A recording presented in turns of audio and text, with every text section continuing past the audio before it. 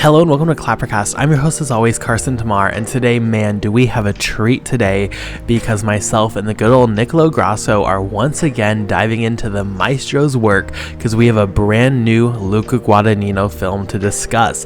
His newest film, After the Hunt, takes place at Yale and follows an aged college professor whose life gets turned upside down when one of her star pupils accuses one of her closest colleagues of sexual assault.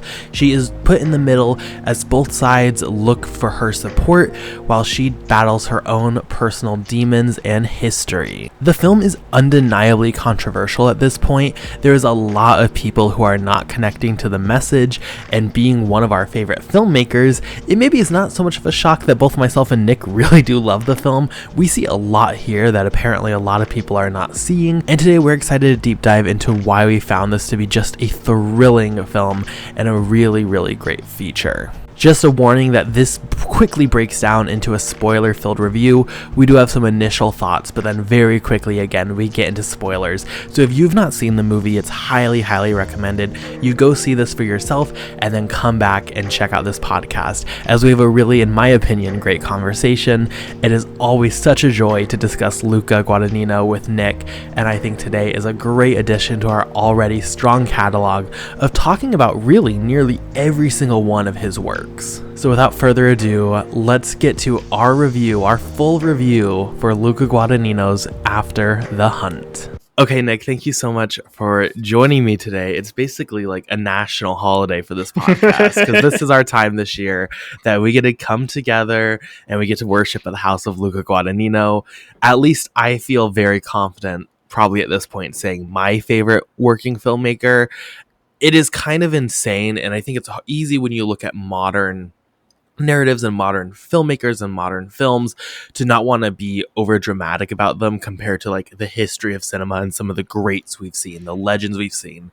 But looking at this run, at least for myself, I guess I should not say this is just like everyone agrees with me, but this run of films from really like Call Me By Your Name, but even getting into a bigger splash to now, dare I say, especially in these last like 5 years, even including the HBO Max miniseries, even including the Shoemaker documentary, like kind of, in my opinion, one of the best runs of film we've ever seen in the history of this medium. Like, it's just banger after banger, but I'm excited because this is definitely, I think, out of all those films, the one that has received the most pushback, and I'm excited to get in discussion. But first, I guess I know I love this film. I know everyone knows I love this film. Everyone could tell you that before I even saw the film. It's a given. But Nick, I'm curious. Again, most people are hating this. This is brutal as a Guadagnino stan. What are your thoughts on his newest film, After the Hunt? I was very cautious going into it because I remember, it premiered at Venice. I wasn't there this year, but I got the usual reviews you hear from Venice. It's like, some people love it, some people hate it. It's mostly middling. Always happens with Lucas films. But then it started being shown at more festivals, and there were more preview screenings, and the reception was still the same. And that's when I started to get scared. And I remember you really loved it. I was like, okay, well, if Carson likes it, we've agreed. We both loved Queer, and that was also kind of divisive, though not to this extreme. And I went to watch it opening day as a true stan, English language screening, 7 p.m. I was so tired. Like, honestly, it's been an exhausting period recently, and this is necessary like framework for the conversation. It's like I've been so tired. It gets around like 6-7 p.m. for me. I just want to go to sleep. I am borderline burning out at this point, but I still went to the cinema because I knew we were going to have this conversation. I didn't want to miss out on After the Hunt, and I really liked it. And the fact that me being extra tired, going to watch a 2 hours and 20 minutes talkie movie, chamber piece by Guadagnino, and still enjoying it says a lot. Is it a perfect film? Not really. I would probably say it's his weakest film since A Bigger Splash, even though I like it more than I do The Bigger Splash. I find it more consistent despite the messiness. But I am very excited to get into this conversation because it is a film that has so many different threads narratively, thematically, in terms of just the contemporary social political context we're living through, especially when speaking about American culture. Yeah, just honestly, first impressions, I really liked it, even though I have reservations, which we will get into. But yeah, I think people are being too mean with this film. I would agree. I think there's a great like clip of Kamala Harris being like, "I see we have some education to catch up on," or something like that. That's how I feel about the response to this movie. I will say that I think the biggest thing I am hearing, and I will be clear that I think, let's just actually now, I was going to say very quickly, we're going to get into spoilers. Let's just make this a spoiler review because I think this film is really hard to discuss if you don't get into really the meat and potatoes of it. So if Yes. you've not seen After the Hunt, go see it. Come back. Let's have this academic discussion. Let's have this little debate here. Like we're sitting around this table at Harvard. And if you start saying things I don't like, I will get up and just start saying that you're horrible and what do you think we're doing here? So spoilers from here on out. A lot of people have identified this text as being anti-Me Too, and I to a point see how on the outside, if you are looking at like the headline of what this film is about, how you could come to this conclusion. It is a film, and this is also a movie that has these segments where these characters will just debate um, theory. They will just debate morality. They will debate these big topics. And you can tell it's just Luca talking to the audience, explaining himself. And very early on, there's one where Andrew Garfield, they're all at a party, and he's like, why are you guys so afraid of like offending people? Why are you so afraid of speaking about topics that are triggering or these big It's the topics? worst thing that can happen nowadays. Like Right. hurting someone's feelings. And you can tell that's Luca's thesis in this because he makes a film baked in the Me Too movement. He makes a film baked in sexual assault, and about the concept of questioning women within those narratives. That is really, I mean, obviously for the political setting now, quite like it's quite bold, I guess is the word I will use, the term I will use now. You have this college student who comes forward saying that they were sexually harassed and abused by their professor. One night they go to their apartment, he gets drunk and crosses a line. The film projects the audience in a way to where it is projecting the story under a critical lens to where you are questioning, is this real? Especially as you get more conversation with Andrew Garfield and you start to maybe even feel bad for the guy because he is so determined. He's so convinced of himself that he is innocent, that did not do something wrong and his life is being torn apart from this. You call into question the privilege of this college student who on one hand is rich, who comes from with a lot of power within the situation, but is also this black queer lesbian, who is obviously not the type of person that you associate with power within the hierarchy, the social hierarchy of America. Um, that is an uncomfortable perspective. But in my opinion, I think that's exactly what the film is going for. It is trying to make you question that and then turning that on its head, to then shift massively in the third act, and we can talk there. And there's also a reveal in the third act where one of the characters, Alma, was lying when she was young about an assault and was lying and ruined his life, and then came forward. And there's a lot of conversation there. I think the key piece that people miss is the fact that I think this film really explicitly says that her story is true in this. Andrew Garfield crosses the line. We see this with Alma. It is not a film that is rejecting or denying women or saying you should deny women because they're all lying, because their stories are not true. It is a film that is questioning the response to this, putting you in this position, and then showing you like, oh no, but that position you were just in that you felt justified 10 minutes ago, this character is now being canceled for. And then it Mhm. shifts from a conversation of the response to assault allegations in the Me Too movement into a conversation on cancel culture, and specifically the canceling of people who are just not speaking up in the way that we want them to speak up to it, have not necessarily committed actions themselves. It's a very, I guess, complex feature. As you mentioned, there's a lot to get into. There's a lot of nuance here. The filmmaking I also definitely want to get into, but I personally do reject the notion this is anti-Me Too, and I think that shows, if you look at this narrative, look at what the film is saying, look at what the film is projecting, I think it's just a lack of critical thought. There's also a segment in here that I think is key where Alma and her students are debating the concept of the other and trying to Mhm. define the other. And Alma gets really mad and she says, stop trying to socially fight for the rights of a hypothetical blind poet. Like when we talk about the other, when we talk about these hypothetical situations, it is not a real person. They don't have that agency. They don't have those rights. You don't need to worry about that. That is not the point of this. That is not, you are overextending the need for social consciousness in those moments. And I think that's also really clear, because I think a lot of people get uncomfortable in this and they reject this because they feel bad that this film is projecting this hypothetical fictionalized character story in a way where you are doubting her and you are questioning her when she's gone through assault. But she's not a real human. She is not actually accepting this pain or dealing with this pain. Granted, you can also look at cinema and say, but you are projecting an image. You have to be careful there, which is why I think it's key that it validates her story. But I see why in the current climate, this would get the conversation it has. I don't see anything in here that justifies, though, that reaction and validates it and supports it with like evidence from the text. I don't see that. I'm curious, do you see anything in this that I'm not seeing that maybe does lean more into that conversation or validating it? In a way, yes, but it's not too different from the scene that you mentioned of Alma and the students talking about the other. I think it's so easy to misconstrue everything that happens in the story. And I mean, we've seen this countless times. I think I don't want to overgeneralize. I think it would be very easy for me to do that. But I think this movie puts a mirror in front of society, especially like left-leaning liberal society. And for me, if I have to make like this statement about the movie, is that it's showing how everyone is in the wrong. Even though you might be coming from the right place, even though you may have the best of intentions, everyone is kind of dirty in one way or another.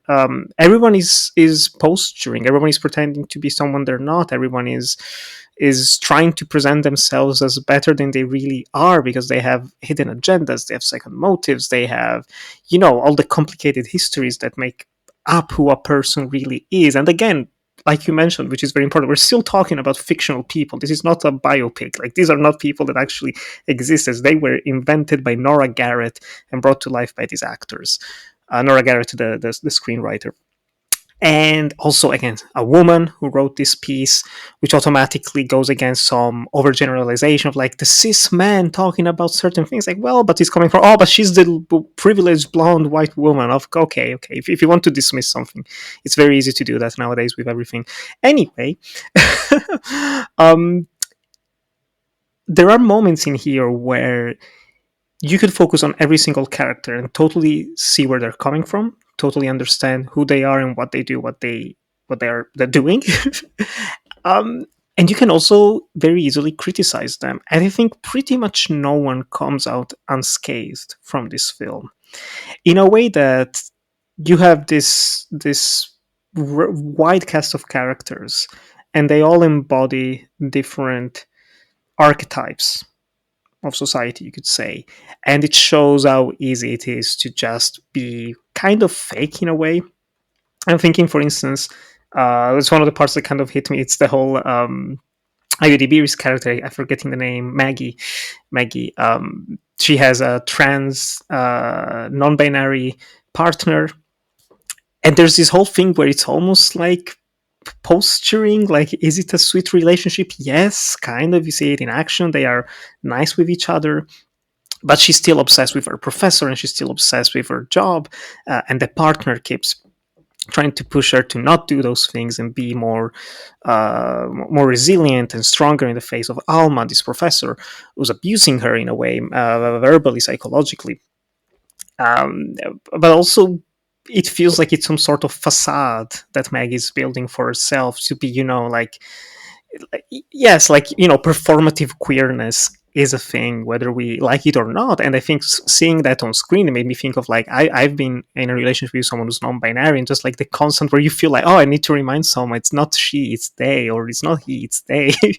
It's like, this becomes fucking annoying for people. And you see that in this film. You mentioned Andrew Garfield's character.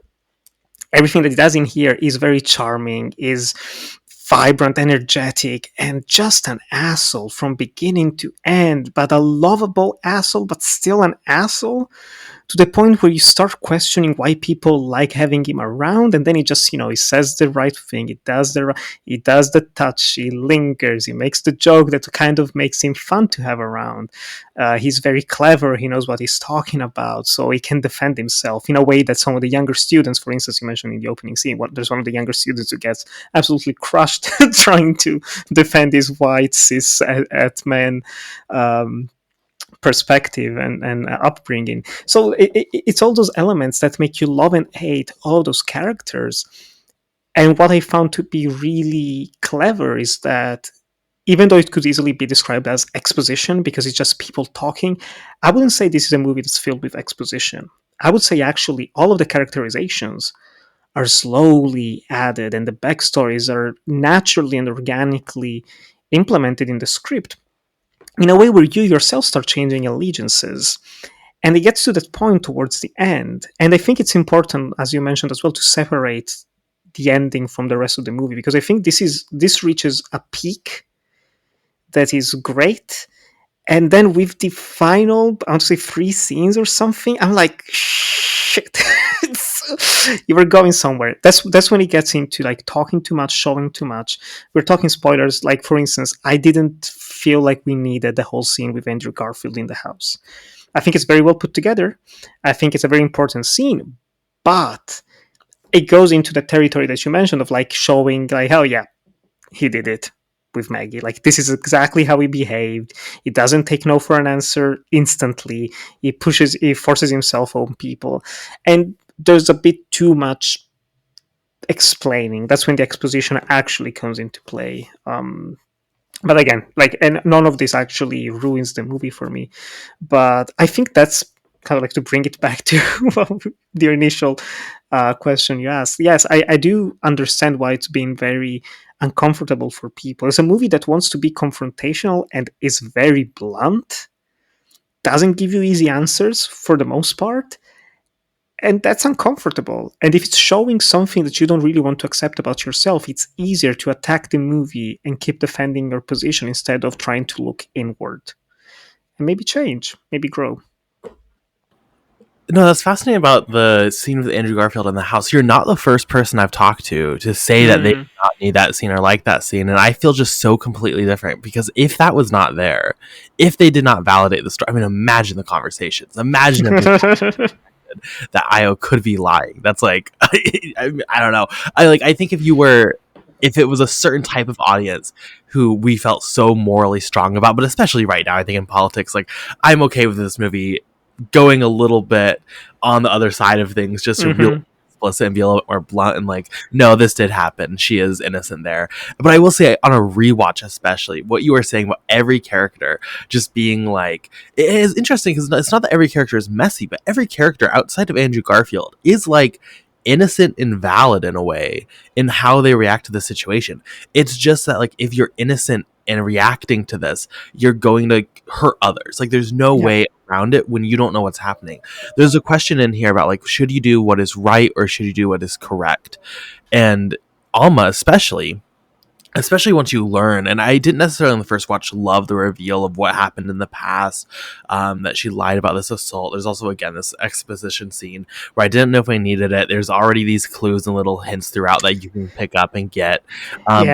When you see that is informing her reaction to this and that regret she feels from that moment, it makes that character and that reaction so much richer and works so well.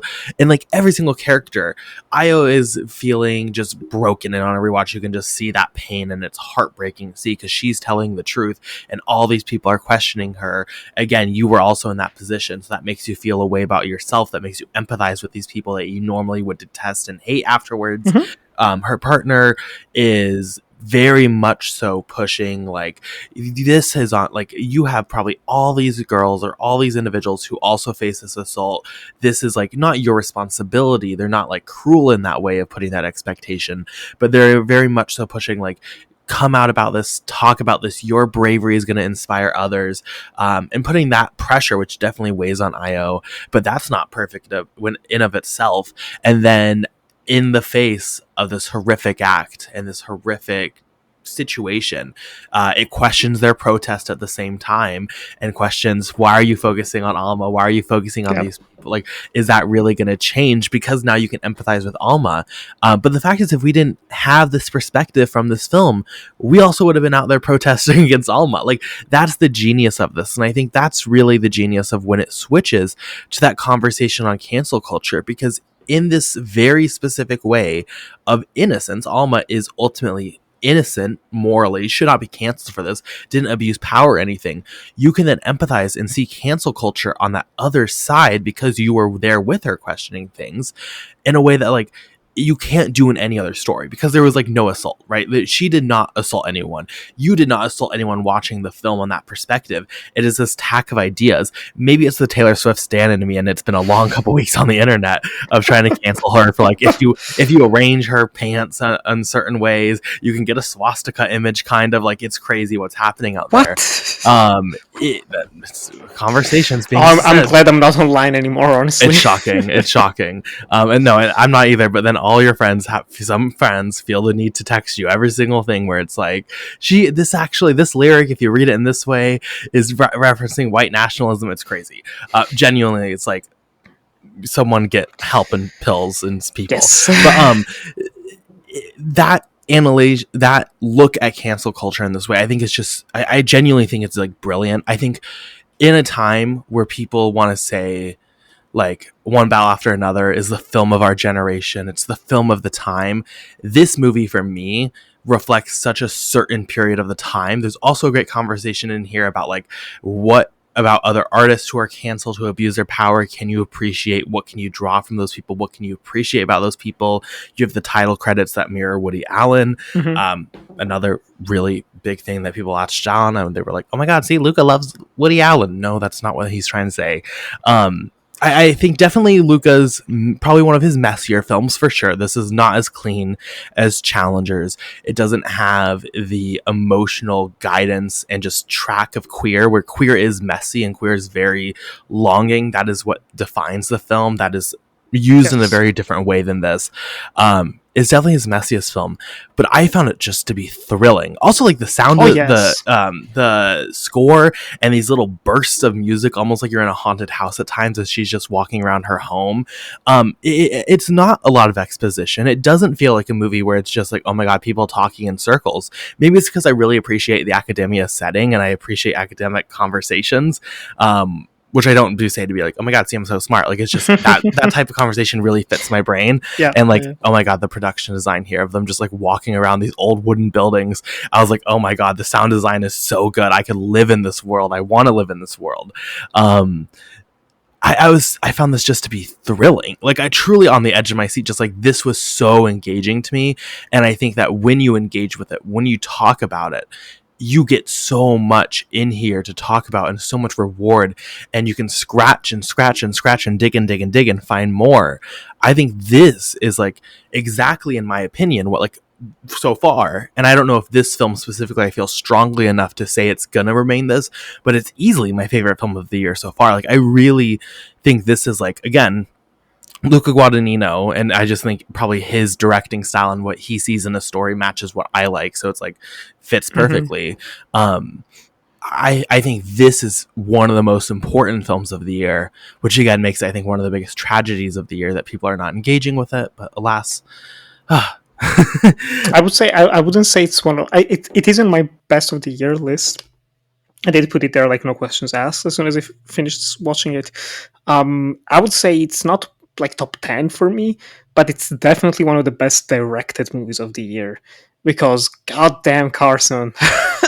You already mentioned, like, the score, sound design, like, I mean, just the opening with the clock, the ticking clock, which is, I don't know, it's a ticking clock or ticking time bomb, who knows. It's just like building this tension. It was uncomfortable, like, again, kind of like playing into the whole themes of the film and the atmosphere that Luca creates. This, I was starting to feel a weight on my chest in certain sequences. If it's not the yelling and the shouting in the drama, it's just the soundtrack and the piano by Reznor and Ross, just like building this, ratcheting up the tension. The entire scene when Maggie goes to visit Alma for dinner at home, and the husband like gets upset and keeps walking in and out of the room. Michael Stuhlbarg is amazing in that scene. Just like the music, the loud music constantly coming and going. The framing, I've read some reviews which fair enough, like I read things about like, oh, it's so poorly shot. Honestly, you know what it reminded me of? No. I was gonna say him. Not, it's not him. Trap. It reminded me of Trap. of watching like a Shyamalan film where the camera is put in these unusual spots where the characters are always they're always concealed by something, covered up, hidden away, framed inside frames, inside cages. There's one part, again, I wasn't a big fan of. I mean, I understand why it was there, and you explained it really well. But the final scene with Andrew Garfield in the little house with Julia Roberts, he's framed, in an imposing way. It's just center frame. But Julia Roberts is put in the far right corner of the shot, and his body is just covering the rest of the frame. She's trapped. She's cornered. She's small and little in that moment. It's just, there's so many decisions like that. Where I was watching it, I was just in awe. I was like, this is how you frame dialogue. Dialogue is not face, shot to face, another face. Hey, they're talking. I don't know, maybe a two shot, just like very flat. It's constantly engaging. It's constantly moving around. He has those homages to Jonathan Demme, where he goes into POV shots that are also incredibly uncomfortable. The moment I gasped. The freak out where like the camera is moving around, it's like the student and back to him and back to the student. What's happening? Like, man, I swear to you, like if I ever were a professor of film, I would show this and like do a class on direction. Just like, here's how you shoot dialogue, people. Make a 2-hour, 20-minute chamber piece and make it thrilling, engaging. Know how to use the camera to actually tell the story. Use the characters. Use everything in cinematic language to make it a true film. I was so happy. I was so happy. My heart is right. I feel like I just had like an orgasm with you saying that, because I cannot tell you, out of every conversation that has annoyed me about this film, the cinematography by far is number one. I genuinely now use it as like a metric of how I view critics and how I view people's understanding of film, because I don't care if you like the cinematography or not. The amount of takes that are like, wow, this professional director and cinematographer couldn't even frame it correctly.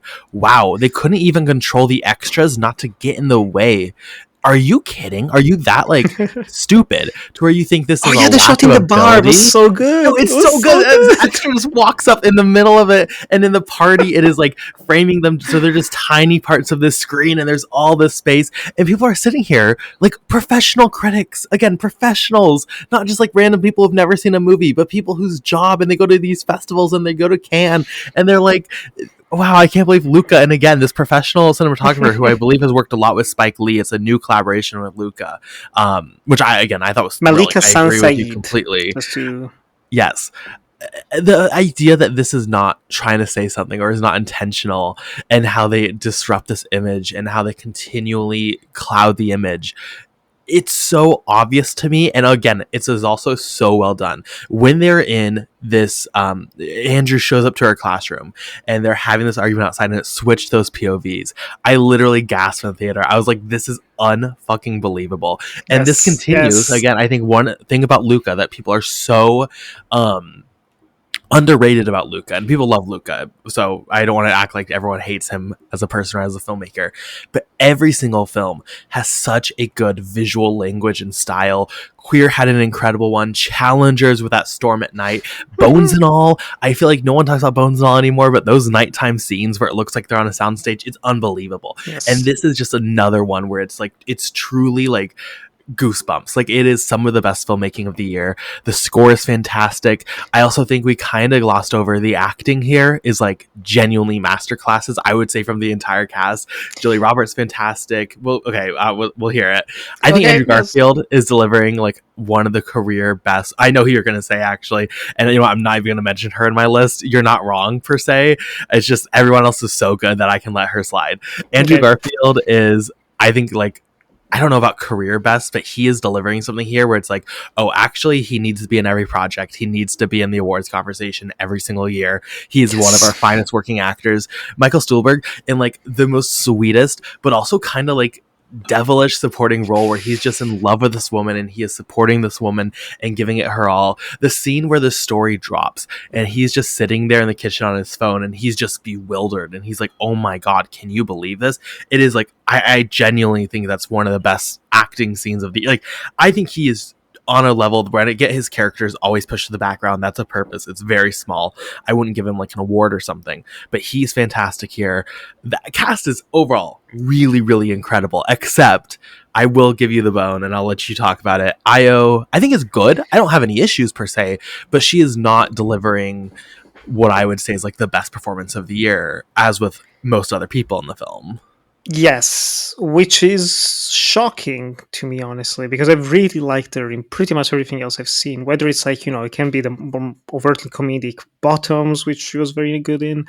I really love her in The Bear. I know The Bear is kind of like, fizzled out at this point. It's become a joke of itself, but I do still really like the show, and I think she's one of the highlights in it. Every time there's an episode, Yeah. especially centered on her. In here, Opus? You didn't mention Opus.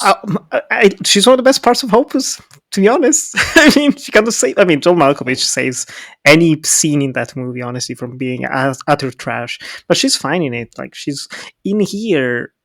I don't know if she was just, punching above her weight class or something, because you're just surrounded by greats, like absolute greats of the craft. Even Chloe Sevigny is great. Again, those Luca long time collaborators coming back for more projects is always nice to see them.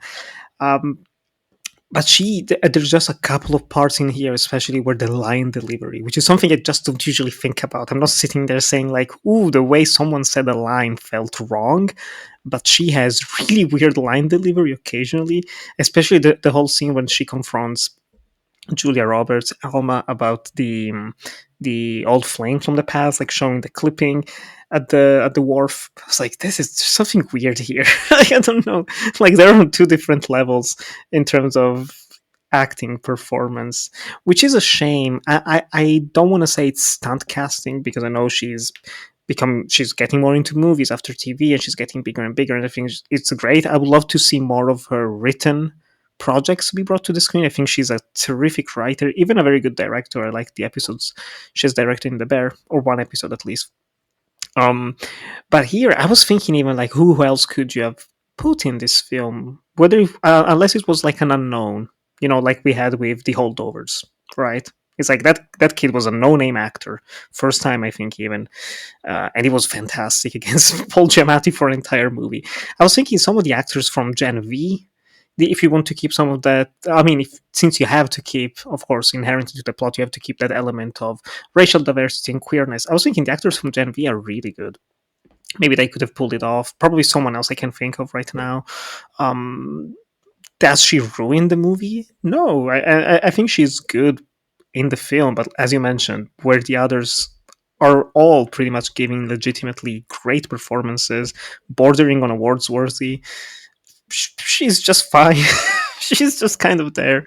And considering she is the catalyst of the whole film, opposite Andrew Garfield, like everything rotates around the two of them. Um, yeah, it was a bit weird. I know you're pretty mixed on the film. Are there any other things that's really stood out to you as far? Well, no, I think you're positive to Claire. I'm not going to like take what you said and be like, oh my God, you hated it. I'm not overwhelmingly positive. But I'm saying, is there any other big notes that really hold you back from saying this is top tier that we haven't discussed yet? Or Potentially the pacing. Like, okay. whether, I mean, again, this is something where I said it right after I left the screening with who I was with. I just said, like, I cannot wait to watch this again on an afternoon during the Christmas break. Yeah. I think not being tired. Like, there's a couple of instances in the film where you get into those scenes and they start talking about Foucault, and they talk about Anna Arendt and Kierkegaard. It's like, oh, okay, yes, yes. Oh no, I need to focus. I need my big boy brain to be turned off right now. it's overwhelming. I've spoken to people who did find it a bit too much, too talky, too much about philosophy, too much about like name dropping people randomly. Is it probably Nora Garrett trying to show off a little bit in the script that she knows all of those things? Maybe. Was it entirely needed? Not entirely. I think some points could have been reached without it. But again, the key scenes, I think the scenes that we mentioned of the other, I think you don't need to know anything about philosophy to not understand that. When they're Yeah. talking about moral ethics, you don't need to know the specifics of all those philosophers to follow what's happening. But again, I don't know if it was an issue of the cinema. The sound mix was very loud. Like the music is way louder than the actual dialogue, Yeah. which is something that Luca likes, not to the extent of someone like a Chris Nolan of trying like to immerse the audience in the setting.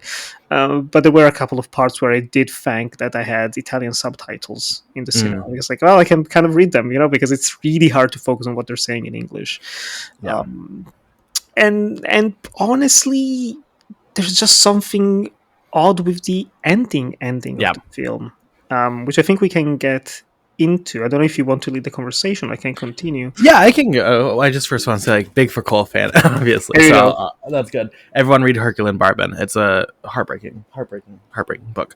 Um, we get this big time jump, which all of a sudden, I will say, like, right away, we as a society have not dealt with how COVID is going to affect the pacing of films and, like, how we look at time periods. Because this entire movie, I'm like, oh my God, we're on the verge of COVID. And then you do this time jump through COVID, and you're like, it's really odd because it obviously time jumps to where no one's in masks and stuff, but you're like, is like, how did we deal with COVID? It's a very odd topic. But anyway, her and Io meet up again at the restaurant, the same curry restaurant that Andrew goes to. Did make me want a paneer, I'll be honest. But Oh we yeah. get this little update about Io's life. She's married this older woman. Also, we should mention, I'll just write it down for now, the psycho, like, analyzing of sexuality in here, because that is something that we get a lot of, actually. But she and her and Alma have this final little moment. Alma tries to apologize. Io doesn't really accept it and then leaves. I agree. Didn't necessarily need the scene. Don't really know if it added much to it. Outside of confirming that Io, like, definitely wanted to fuck her, which is good, which is fine. And it's funny, my best friend is like this 24-year-old queer lesbian who's really into elderly women. So, like, valid, I get it. I see you, Oh, Io. it's a Valid. cliche. It Yeah. is real. I immediately was like, oh, I know people are gonna have a problem with this, but it is reality, unfortunately. Not unfortunately, but just like it is reality. I'm sorry. Um, yeah, very weird pacing. I agree. I would say everything, even beyond that, I would say everything from the hospital scene on, even with the hospital itself. I don't know if I even needed that scene. I kind of wish she just collapsed at the protest and then that was the end of the movie. I don't know if the ending really sticks the landing, or also, like, with what it's building with theme and with story and what it's building in thesis. I don't know if the ending really delivers anything really added to that conversation in a way that I found really frustrating. I will say I think it is the weakest part of the movie. But I don't think Yeah. it ruins it either. I wouldn't say we've had so many movies where we've said, like, leave the film 10 minutes early. Just leave that. Don't watch the final scene. I wouldn't say that. It did feel, okay, we're still going, so it must be something worthy. Oh, it's not really worthy at all. I don't really get it. It's just slightly, I don't know, it's one of those things. It's slightly weirdly directed. It made me chuckle in the cinema where you have the shot of, like, oh, like it opens with Alma. This, like, we're getting in the nitty gritty. I apologize to the listeners and to you as well, Cars, but just like, uh, Maggie comes in the restaurant and Alma is like, oh, I've already ordered for you as well. And they have this little conversation. I want to say it's just one take, the camera getting close to them, and then, Maggie leaves. No food has arrived. Alma just turns, looks outside, and she goes, check, please. 2 seconds later, the hand comes in frame with the check. I don't know. It was just like one of those things. Like, what the fuck? Why did you do that? Like, why did you even write it? Why did you direct? Like, no food came. The check was already printed and just waiting on the side to be. I don't know. It was just weird. Pet peeve. Pet peeve. Didn't ruin the ending. But speaking though thematically for something more serious, I want to say I get what they were going for with this ending, and I think it's maybe the most scathing part of the film. It's saying that cancel culture doesn't really exist. It doesn't really change anything for almost anyone, because everything is leading up. There's this big drama at the center of the film of who's gonna get tenure. I think is the term in English, right? Like who's gonna get, who's gonna become a proper professor, whatever, in Yale, between Julia Roberts and Andrew Garfield. And you get towards the end where she gets, she's starting to have those ulcers that are exploding in her body. She's in absolute pain. She gets medications. She lies to get medications. She gets found out. The dean tells her, like, okay, we're going to pause indefinitely your tenure request. Like, you're not going to get it, baby. It's done. And you reach that climax and that peak with her confessing everything, and you have the time jump. COVID happened. I want to say the Palisades are happening, even though they shot it half a year before that happened. I think it's just one of those things where you can change the screen of the computer. Clearly edited in, yeah. Clearly edited in, but it was like, okay, yeah, They also mentioned the Trump administration in that segment. They include, I forget what, but it was something about his policy. Those are the two things: it's the fires in Los Angeles and then Trump's policy.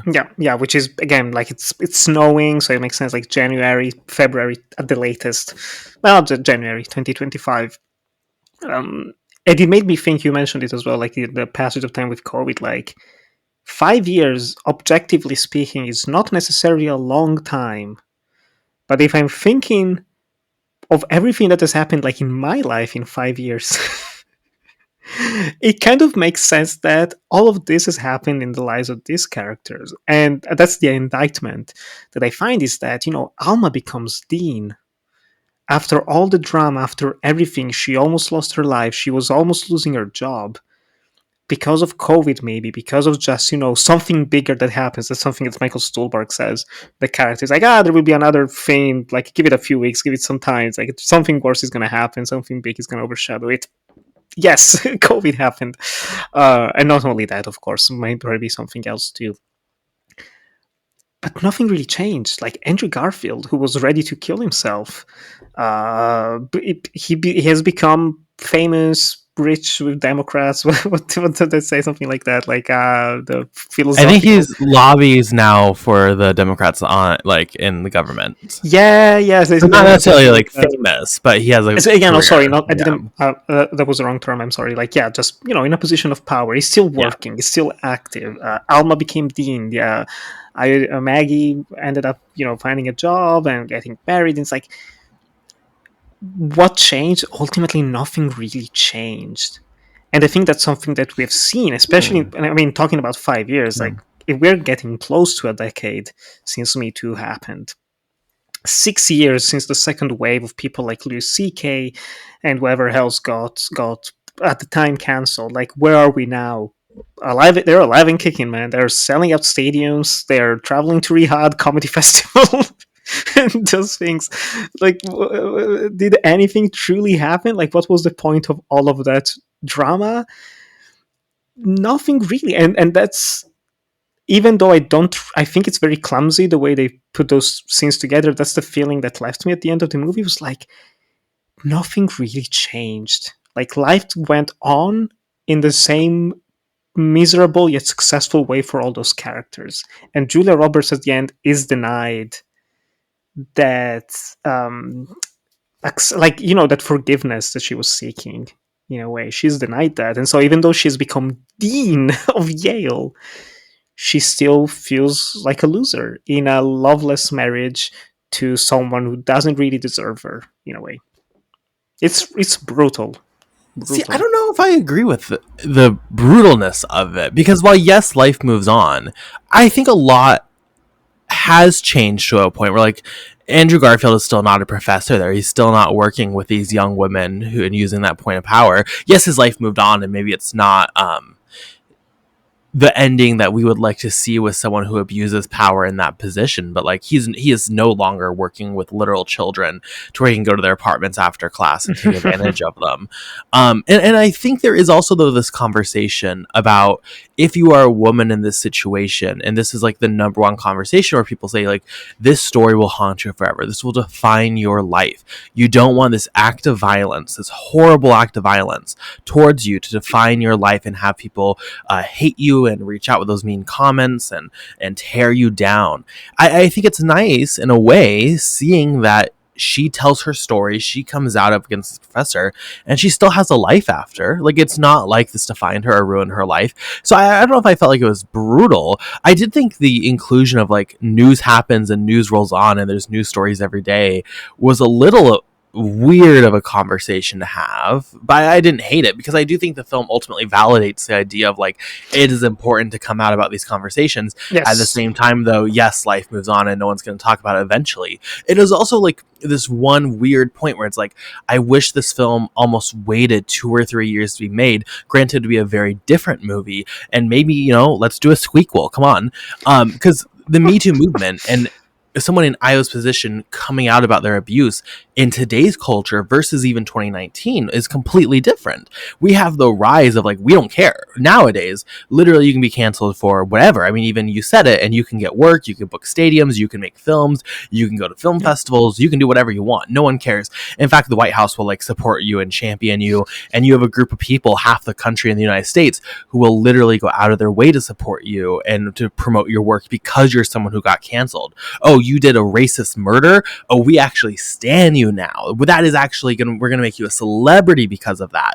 I find that to be an interesting where it's like even in 2019 the culture is so different that I would be curious to see, like, it just feels like it so quickly became a period piece in a way that I don't even think Luca making this, like last year could have recognized or predicted just how quickly the culture in this film became a culture of yesterday versus the culture of today.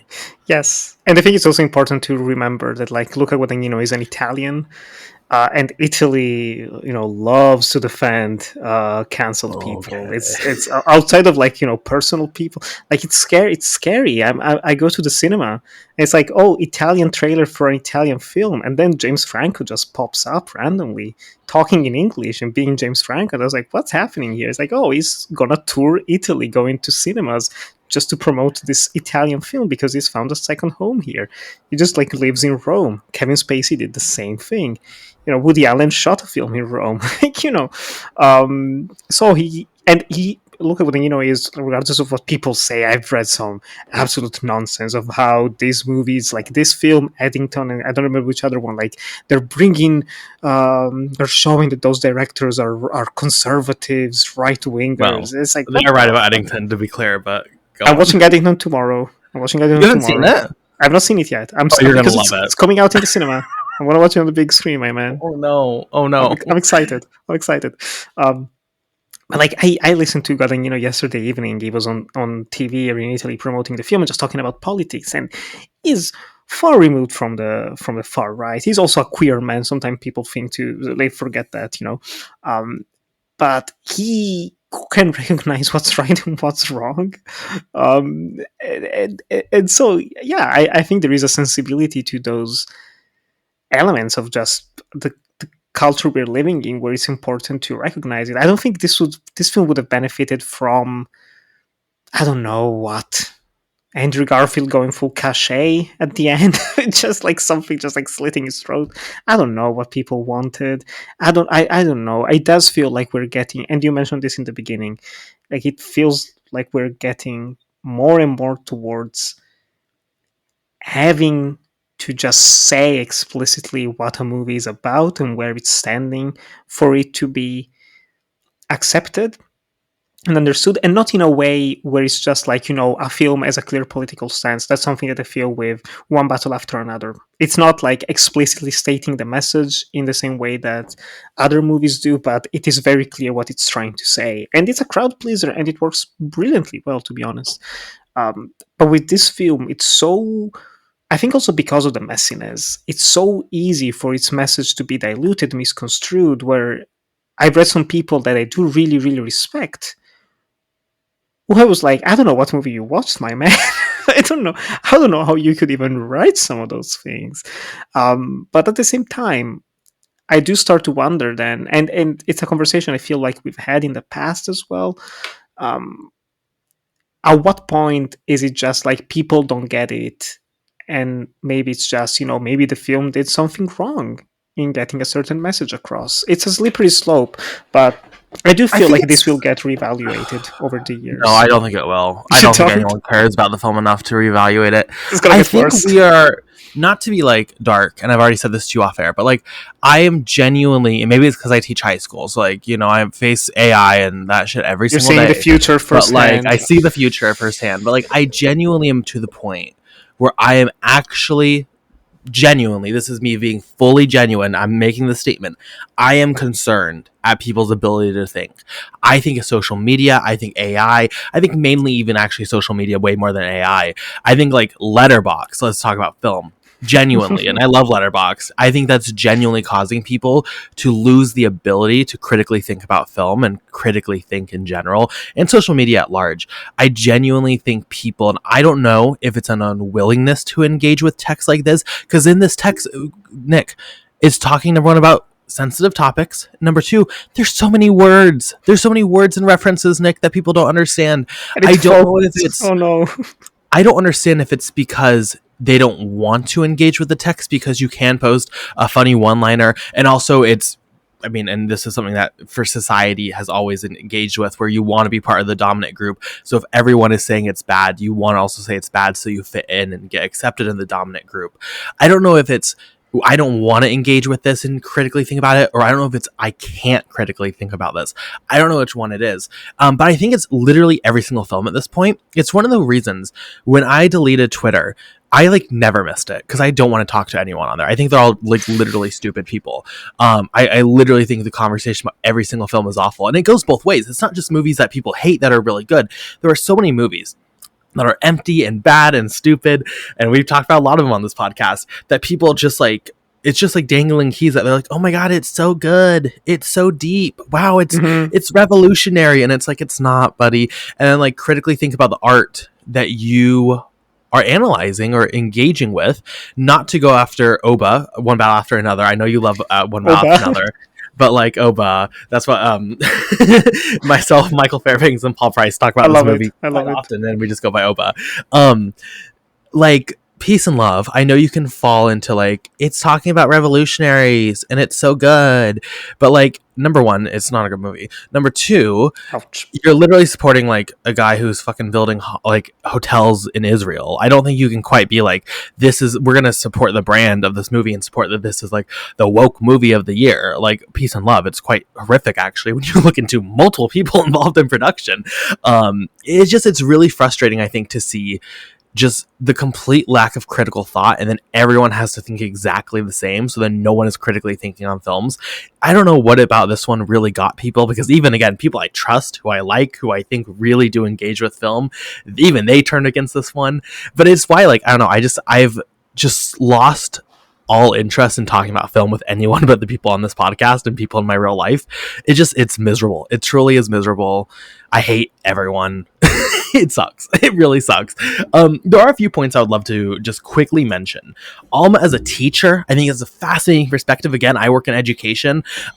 This desire to want to help your students and believe in your students and support them no matter what. I think that is something really universal for good teachers. I thought that was really compelling, and this point I think a lot of people miss when it comes to her reaction and the weight of her reaction towards Io, and how much it must hurt her to also see Io like pull back and be hurt by her actions, especially because we psychoanalyze her sexuality, Alma's sexuality, a ton, with needing people around her who love her and worship her. It's why the husband thing works. We psychoanalyze a lot of sexualities here. We psychoanalyze Io's sexuality, a little bit Garfield's sexuality, not so much. Another like rich point that no one's talking about, I think that was really well done, to be honest. I get why people maybe don't love that aspect, but I thought they all read as genuine enough for me. You mentioned that it sucks that she became dean. I love it because Alma's innocent. Alma did literally nothing. Alma literally, outside of what she did as a child, like did nothing wrong in this entire thing except for stealing those pills, which that side plot is the one side plot where I was like, I don't care about this. I do not care about these pills. I do not care about this ugly ass like therapist person. I don't care. I do not care about their narratives. The one thing I liked is when they went to the bar, because the idea of going to a bar and just having like free wine on the table was really exciting to me. And also they have at the moment with like the Smiths, Morrissey start playing. And it's like, oh, I'm surprised they're playing this music here. Which is instantly what I thought. Like the moment it started playing, I was like, oh, it's Smiths. Oh well, plays in the theme, and then she Very, recognizes it. It's like, there you very go. me at any education function where I'm like, you know what? Actually, good on them for playing this. Did you like that side plot? Did you get anything from this pills drama?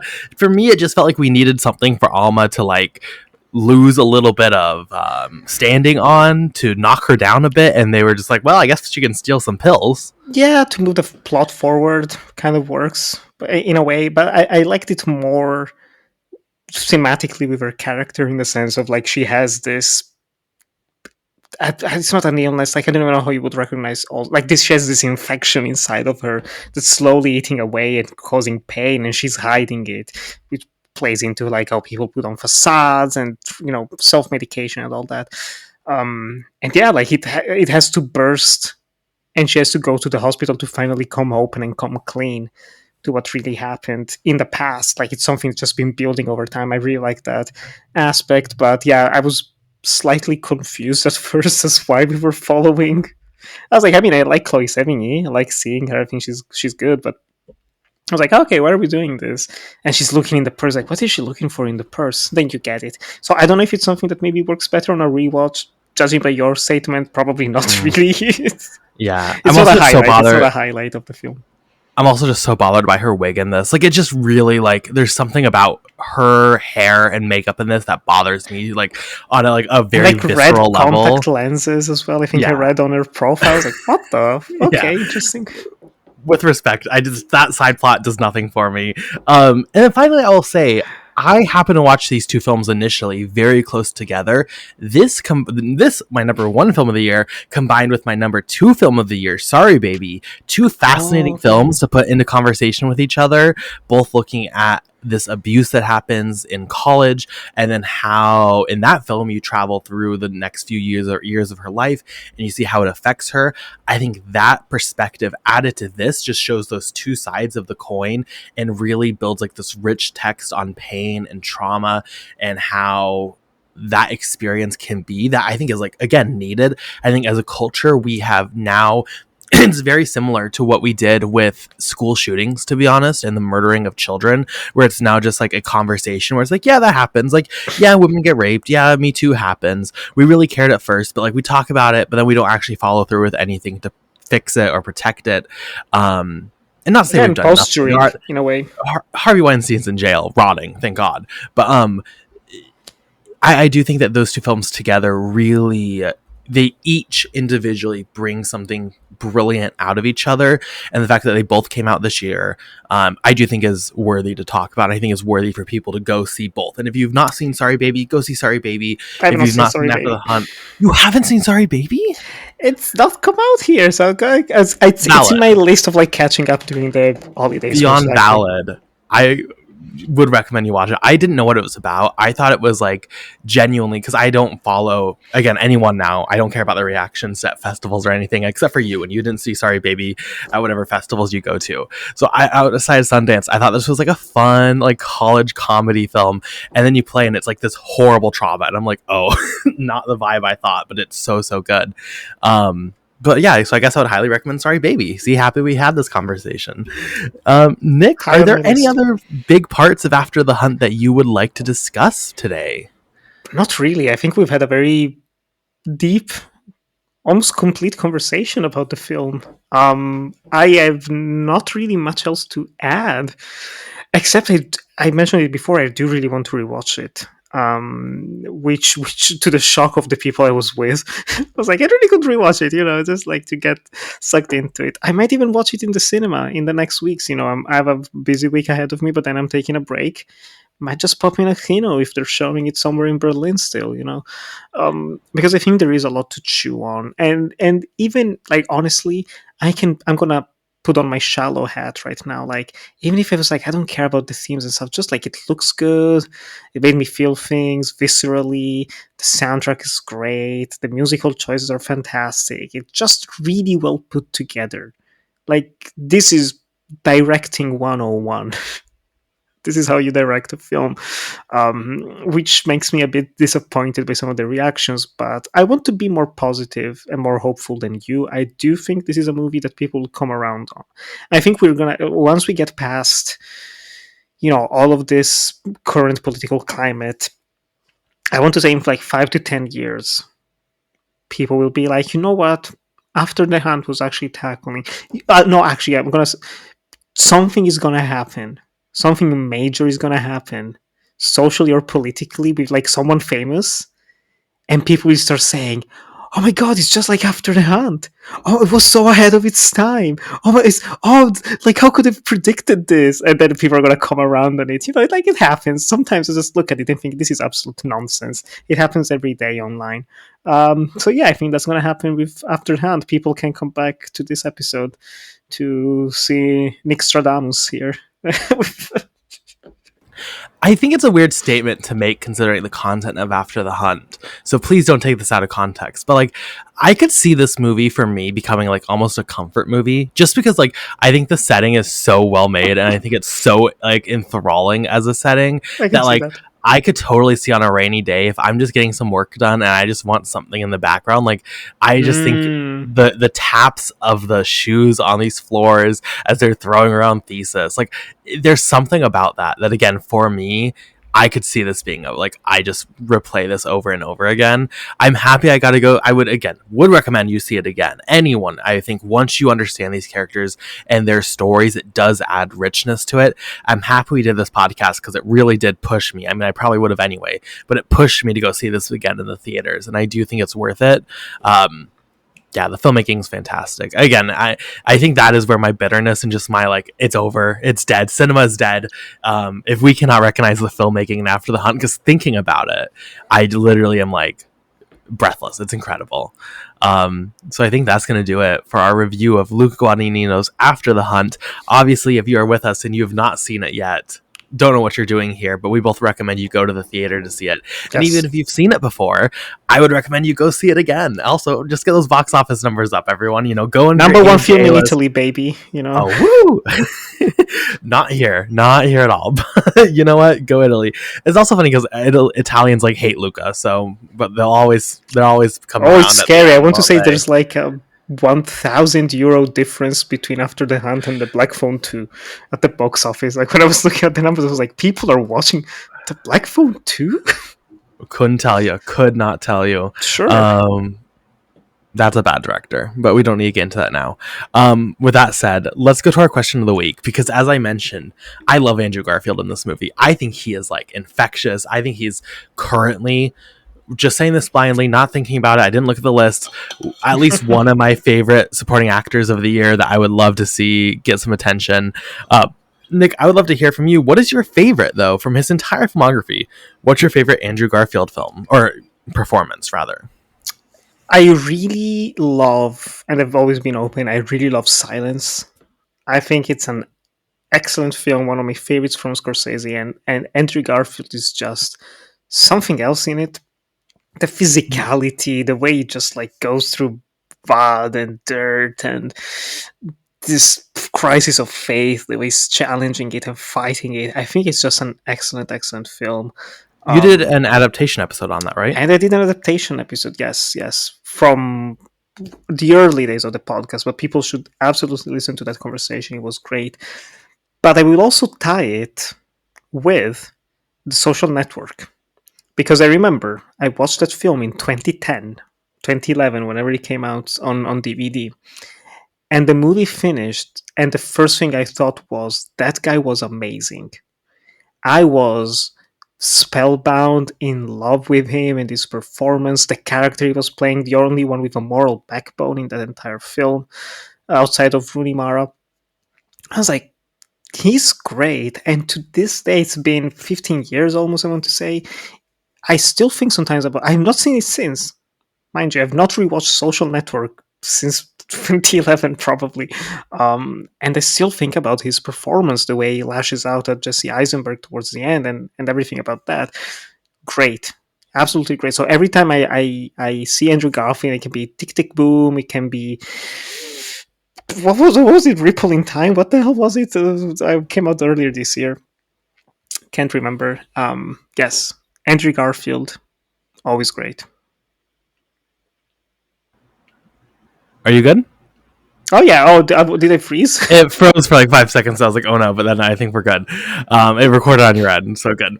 Yeah, it's hard with Social Network. Well, first, are you excited for the sequel, the Squeakquel that's coming out next year? Isn't it? Sure. That's gonna be so good.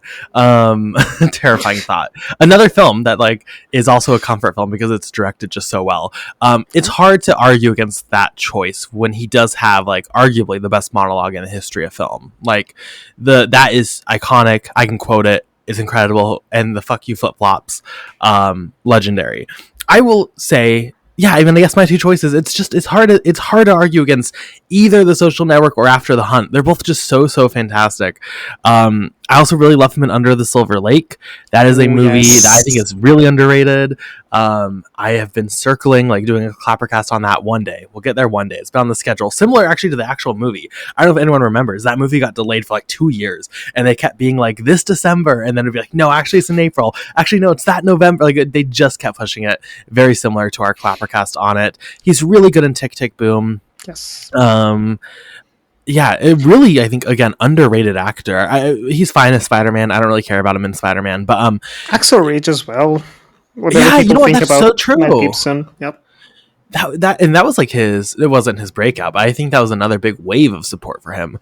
That was it was like a 1-2 punch. I want to say between that and Silence, they were around like the same campaigns, which is why he didn't. I think he only got nominated for Hacksaw Ridge because no one watched Silence, sadly. That's before everyone remember they love Scorsese. No, so a fantastic actor. Again, just I think every time you see him, it's just a reminder of like, no, he actually is one of those who had that hype, but has the substance to back it up. So I'm a big Andrew Garfield stan, and I think, again, After the Hunt is one of his best performances. With that, let's go to rapid reviews. Anything we've seen recently that we've not talked about on the podcast, I will get through my list quickly. It is crazy to me how quickly we went into award season and just like 1,000 new releases every single day it feels like to watch. I'm not going to get through everything I've seen, but just some highlights. Blue Moon, love Blue Moon. Speaking of great performances, maybe Hawk's like one of his best. I'm not gonna say it's his best performance. One of his best. It's up there. He is literally nonstop in this film. Every second of this film is filled with him rambling as a sad, pathetic man, but it's done so well. It captures so much emotion. Linklater is always kind of a mixed bag, especially recently. You never know what you're going to get. And a lot of the times it's not bad, but it's kind of just mid. I think this is his best film in like years. I know he has another one, I believe, coming out this year. Like he's a very busy and booked man, which is great to see. Yep.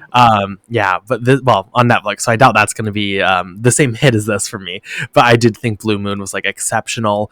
An older film I watched, The Golem, How He Came Into the World.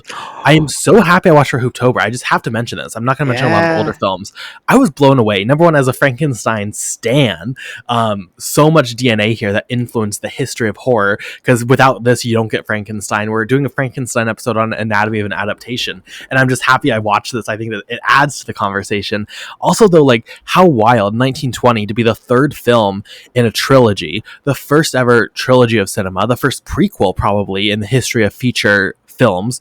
And then I'm so sad though these other two in this trilogy don't exist, especially the second one. I don't know if you know the story of this. It's like a meta horror film where, so the first Golem is just like him in like modern times because the director couldn't get a budget to do a period piece like he wanted. The second one is a meta film where it's the actor and director playing himself at the premiere of the Golem, and then he acts like he's the Golem because this woman buys the statue of the Golem, and then he does. It's actually like quite problematic of a story, but still like meta horror in 1917 is like insane. And then this is like the prequel about how he was made because he finally got the money to get the production design. It's like crazy story. It was like immediately we have to do a ClapperCast on this next Halloween. That's amazing. But a really phenomenal film also. Like the visual effects in this blew me away. Really impressive. I watched the new Toxic Avenger, which I'm happy released just because I like cinema releasing. Peter Dinklage is really, really good here. Outside of that, it's not as charming as the original, but it's still fun. It's very violent. Very, very violent. The Life of Chuck, hated. Sorry. It was like, I cannot speak clear enough. It is, I saw the TV glow for like white straight people. It's white straight cis people. Not for me at all. But go check out Anatomy of an Adaptation. They did a great episode on it, is I guess what I'm promoting. Very positive episode. Exactly. Kelly Reichardt's The Mastermind. Really enjoyed. Oh my god, the experience. I'm so happy I fell in love with her older work this year, because going to the cinema to watch a new Kelly Reichardt film warmed my heart. It's so good. Also, I love that they played this as an AMC, like see on screen, to where they don't tell people what the movie is ahead of time. So people who are not aware that this was going to be a Kelly Reichardt film, just normies, went. And there's so many people online who are like, there's a 10-minute scene where he just climbs a fucking ladder. And it's like, yes, there That is. sounds It's so amazing. good. I'm a little bit mixed on the film, but it's definitely feels very harkening back to kind of earlier Reichardt versus recent Reichardt, and I think overall it's quite compelling. The first half, or the second half really, of a double feature I did of Josh O'Connor films. I also watched Rebuilding, which is fantastic. Great film about a farmer whose life just gets taken away like that in a fire, and how that community has to rebuild. Super compelling look at identity and what happens when everything in life, including your identity, gets stripped away. Final two, Roofman was fun. Really appreciate Channing Tatum. It's a simple film, right? Like, definitely one you can take the family to. That's enjoyable but light. And then finally, I watched Good Boy, the dog POV horror movie, which I was worried about because I don't love gimmick horror, right? I'm not a big person when it comes to that. I love this movie. I kind of Wow. loved it. I think it's a really compelling look at like just a fun way to tackle horror lore, even though the lore of the horror movie is not that unique. Tackling it through a dog's perspective is pretty fun. But then at the end, it gets to this conversation on like the loyalty of dogs and comfort that dogs can bring in moments of terror or moments of trauma, as that comfort blanket. I like cried at the end of this, y'all. I don't know. I did not expect to. I expected this just to be like, fine. And I'm like, I got emotional. I think this looked really fantastic. I think people are not giving it its flowers even. So I would highly recommend while it's in theaters, especially if you like dogs or you have a dog growing up or something, go watch Good Boy. It really got me. So those are my Nice. bundle of new releases. Nick, what have you seen recently? Actually, more than usual. I've been knee deep in Hooptober, so I will only go through some of the highlights of what I've seen very quickly. Just today, I watched the film Dark Waters from 1993. It's not the Japanese Dark Waters, it's a Russian Italian collaboration shot in Ukraine back in the day. I couldn't tell you anything about the plot. It's about like evil nuns, a cult, with water. Girl comes back to the island. A lot of nonsense happens, but it looks amazing. It's just one of those. If it came out today, it would definitely be one of those like A24, like elevated horror. Like, oh my god, the imagery, the shock, the everything. It's just really good and underseen. I really enjoyed Night of the Creeps from 1986. Just a playful mix of 1950s creature features zombie movies with 1980s college sex comedies, which sounds way worse than what it actually is. It's very self-aware, very witty, very fun. I did see in the Cinematron Aries last week, one of 10 people in the world to have seen it. It's okay. Like, I've already forgotten most of it, but just in terms of, it's one of those movies that I'm thankful I have a cinema membership, where I would not have spent 20 euros or whatever to go watch it by myself. But actually, like, I'm already spending for other movies. I'm seeing everything that's coming out. Why not just go watch it? It was okay. I was not super impressed by Together, the Alison Brie, Dave Franco horror romance. It's it gets very messy with its lore. Do we need all of the lore? No, we really don't. The ending lands like a flat turd. I get what they were going for. It just had no impact or emotions for me whatsoever. Well, it was okay, but definitely one of the highlights of my October and my last recommendation. A movie I've been meaning to watch for the past almost decade at this point. It's called Noroi, The Curse. 2005 found footage Japanese film. Great. Uh, just I have a soft spot for mockumentaries, found footage horror, and this is how you do it, people. Like, I want to say this, Lake Mango, and the Blair Witch Project are the holy trinity of found footage. They are excellent, and Noroi, just the way it uses the footage, various formats, TV shows, talk shows, game shows, actual document. Like, it's insane. It's a bit too long for sure. Like, it's almost every Japanese movie feels like it has to be 2 hours for some reason of those horrors. But still, really loved it. A highlight from Hooptober, and it's just honestly, it's just been a really good October overall. I'm 57% through. I still have some movies I've been looking forward to. I haven't seen Bring Her Back yet. I'm watching that. I'm watching the original Pet Sematary. I'm watching From Hell, The Shrouds by Cronenberg. So we're blessed. Good selection this year. Good selection. I'm so excited to hear what you think about The Shrouds. Me too. I'm scared. Good film, good movie. Definitely want to do a ClapperCast one day on it, but you have to rewatch it. I will also recommend a book. Even I've been listening. Ooh la la. We don't get into what inspired me to listen to this. It's slightly embarrassing because it's Taylor Swift. But I've been reading the Elizabeth Taylor biography from Kate Anderson Brower, just called Elizabeth Taylor. Stunning. It is such a good read. I had no idea who Elizabeth Taylor was. I didn't realize I stand this woman. I didn't realize she was such a queen. But like, this goes through her entire life. It is truly like thrilling. It is truly like a fantastic read. If anyone's looking for just like a random biography, highly recommend that. Nice. Getting more into reading again, which is good. Took a little bit of a break, but getting to that, reading Frankenstein, which I'm like reading a physical copy of Frankenstein, which is so good. The movie tie-in. Definitely keep. Actually, yes, the movie tie-in, because they gave it to me for free, including a bookmark personalized with my name in human blood. They had a woman with like a vial of human blood, I assume, blood, let's say, and she like transcribed your name. It was crazy. I highly recommend, if anyone is a critic and goes to visits LA, see if Netflix is holding a press screening. It's crazy. They have Nice. it's a wild experience. And you can also do what I did, which is stand in the side of the room and avoid every single film Twitter influencer there, because God please, I'd rather shoot myself than engage in a conversation with some of these people. Holy shit. It's like a jump scare. But with that, I think that's going to do it for our episode today. Stay tuned again. So I was actually in the middle of saying, stay tuned for the channels of Anatomy of an Adaptation. We have episodes coming out. Well, Nick does. It's Nick's podcast. I'm saying we, because I'm on these episodes. He has other episodes coming out. I'm excited. Also. But we have episodes coming out on Power of the Dog, which I guess is actually a little bit more of a depressing statement than I thought I was, the energy that I was bringing. But we'll see how that goes. Also, we will have an episode coming out for Frankenstein, which is like, what a task Nick has assigned us to talk about the history of Frankenstein on cinema. Even he's picked out like a handful of releases of it, but like, it's just such a topic. It's such a big topic. After seeing the Del Toro film, woof, like we have a lot to talk about next, so we'll get into that eventually. I'm so excited because I'm a Franken boy. And then here on ClapperCast, we have Hooptober, that we're not Hooptober, we're just like Road to Halloween horror movies.